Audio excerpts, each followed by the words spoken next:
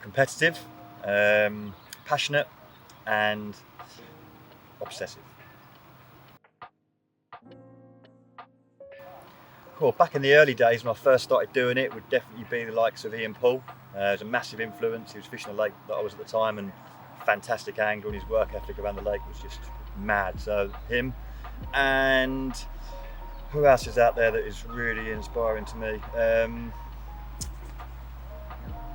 From a fishing point of view, someone like Kev Hewitt, all round very, very, very good angler. Nice guy as well. Literally, I've got pictures of me fishing with my dad and catching carp when I was literally 5 or 6, but then obviously night fishing took hold, and that was when I was sort of 13 or 14, and haven't actually took a year off since. Not really, no, I haven't got time. Not with a little one now. It's my time is actually either changing nappies or fishing. Yeah, just from previous experiences, rainbow in France, it gets under your skin.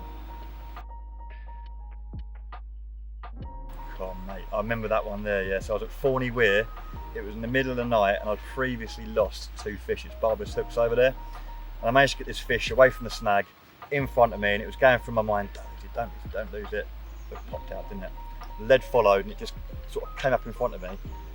And stupidly, I whipped the lead back, and then like a fly fisherman would, and then whipped it back forward, and this 3-ounce lead has plonked me on the back of the head. And when I heard this noise, it was just like a dong going straight through your head, and I was like, what was that? Blood coming from the back of the head as well. And I remember actually phoning my mum at 2 in the morning saying, Mum, I think I'm all right, but just to let you know, I have hurt my head. And she actually phoned the ambulance service, and they actually phoned me and said, we've had a call from your mum, is everything okay? And I was like, I'm fine. But yeah, I have banged my head. It was pretty scary, to be fair, yeah. No, it's not. I didn't actually get injured from it apart from a little bit of blood, but I actually fell out of a tree once, and as I fell out the tree, my leg, where the tree had sort of snapped under my foot, it left a sort of big spike on the end of the tree, and I actually impaled my leg through the tree and had to pull my leg out of it. And I've got a nice little war wound there that reminds me of being careful of climbing trees. Best 3? Oh mate, number 1 easy. A lad called Joe Atkinson. Doesn't fish so much anymore, but the geezer is an absolute terminator, whether it be fishing for pike or fishing for monster carp. He's just absolutely got it. My current match partner at the minute, Cole Palmer, again just naturally gifted at every aspect, every discipline of angling. He's just on it and extremely good. And who else has been? And again, I've not fished with him, but I've fished against him. He's been opposite, whatnot. Kev Hewitt, just weapon.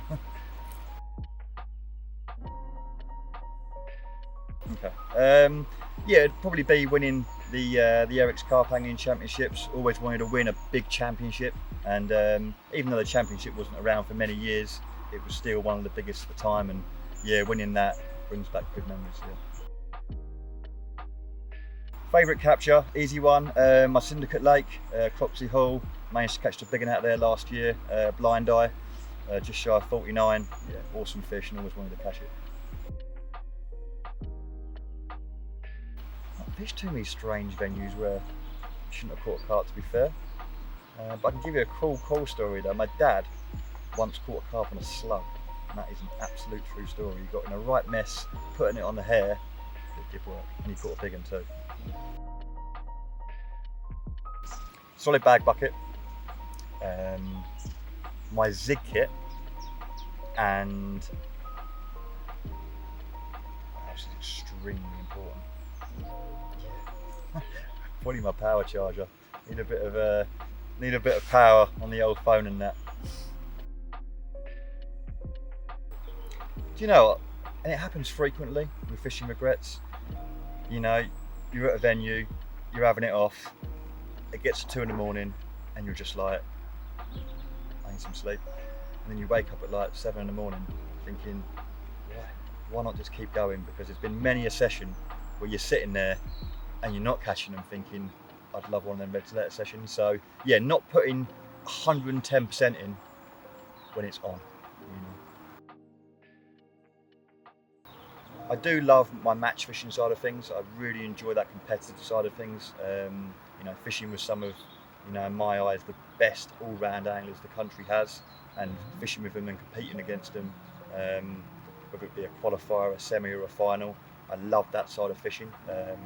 It gives me a buzz. But yeah, I enjoy the filming side of things as well. And showing people how we catch them.